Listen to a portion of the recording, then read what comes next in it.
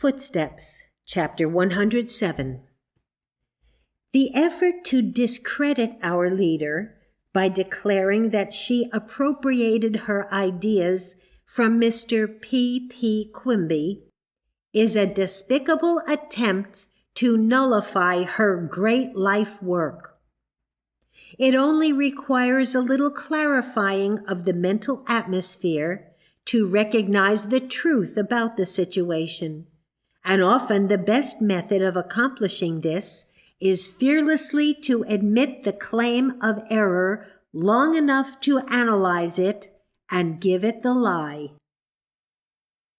Let us suppose for a moment that Phineas Quimby, the magnetic healer of Portland, Maine, did provide Mary Baker Eddy with the foundation upon which she built up the great structure of Christian Science, since this is the charge made against our leader. What would be the situation today if it were true? As far as can be determined, Quimby was impelled by no universal motive that was carrying him on to the establishment of a great cause, which would benefit all humanity. His limited vision could not compass such a desire. On the other hand, Mrs. Eddy was animated by a conception that had for its purpose a worldwide redemption of the race. Hence, even if she had appropriated Quimby's doctrines, she would deserve the credit for constructing them into a form which made them universally available. Alexander Graham Bell was not, strictly speaking, the inventor of the telephone. The ideas which he perfected were discovered before he made them practical. Yet the credit for the invention of the telephone belongs to him, because he was the first to perfect it, to make it available for all mankind, and to make it feasible. This is what entitles him to his place in the Hall of Fame.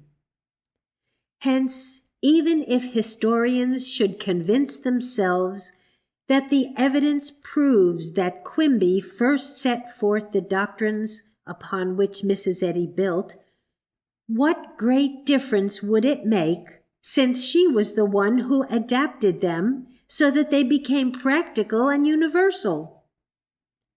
Mrs. Eddy's experience with Quimby might thus be described in allegory. A man travels west as a pioneer, intending to create a community that would form the nucleus of a new state. In the very place he has proposed to settle, he finds another who has preceded him, one who is merely a wanderer and has happened there by accident. Circumstances make it convenient for these two to associate together for a time, sharing supplies and water. But inevitably, the time arrives when the wanderer, who is one with no plans and no objective, journeys on. The pioneer, however, remains behind, upheld by a vision that is leading him to certain definite purposes and results. Similarly, Mrs. Eddy was exploring a new and uncharted country, the realm of mind healing, and in her journeyings encountered Quimby and several others who had wandered there before her. Although they could not describe how they arrived there, and hence could not guide others there, yet for a time there existed a sympathy and an interchange of ideas between them. However, of them all, Mrs. Eddy was the only one with a true vision, with a broad outlook, and the only one to carry her discovery above the human mind into the divine. Quimby never ceased to heal with the human mind. His doctrine and Mrs. Eddy's seem alike only to those who cannot differentiate between the mind of God and mortal mind. Quimby's mental flights never carried him above what Christian Science shows to have been mesmerism, nor did Mrs. Eddy's while she was associated with him. To be sure, Quimby's utilization of mind over matter in healing was a step in advance of matter healing, but it is a far cry from this manipulation of the human mind to the understanding of the divine mind as the sole remedy for the woes of man. Yet the step of translating matter into mortal mind is one that must be taken before this mortal mind can be exchanged for the divine mind. The terminology employed in describing the power and effect of mind, where the human mind is referred to, must necessarily resemble the unfoldment of mind where the divine mind is involved. The expressions and statements may be similar, but their utilization is as far apart as the poles. This reasoning may account for the contention that some of Mr. Quimby's propositions entered into the revelation of Christian Science. Let us suppose that in the early 1870s, Mrs. Eddy was teaching some of Quimby's ideas. There is no doubt that Quimby had an influence upon her as she did on him. On the other hand, it is equally patent to students of Christian Science that whatever of such doctrines were disseminated by Mrs. Eddy had to be eliminated before Christian Science could be proclaimed in all its purity. Mr. Quimby's only effect upon Mrs. Eddy was an adulteration of her discovery, and these false concepts of necessity had to be entirely expunged.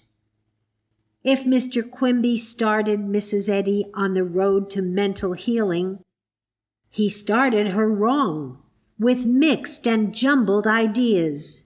She had to cast out all this confusion, this setting forth of mind on a material basis, before the purity of spiritual revelation could flood in. Mrs. Eddy's own words best explain her experience. Quote, "Homeopathy was my last step in medicine, and Quimbyism was next in healing. But here I found not Christianity, yet I lauded his courage in believing that mind made disease, that mind healed disease. Here my loosened pinions took upward flight, and I lauded Phineas P. Quimby as an advanced thinker and healer with my native superfluity of praise when praise was due. Yet I lacked something, the one thing needed, and my health again declined. Then came the accident and injury called fatal, and the Bible healed me. And from Quimbyism to the Bible was like turning from Leviticus to St. John in the Scripture. And I forever dropped the thought that he had given, even that the mind and human made disease and healed it, and gained the great rediscovery that God is the only healer and healing principle. And this principle is divine, not human. The remnants of Quimbyism took flight forever, and I struggled to wipe out all remaining faith in the power of human will to enslave me or to deceive me into a false freedom. Turning from Quimby to the Bible for help in time of trouble was more marked than turning from matter to spirit, from Leviticus to St. John in the Scriptures for the way of salvation." End quote.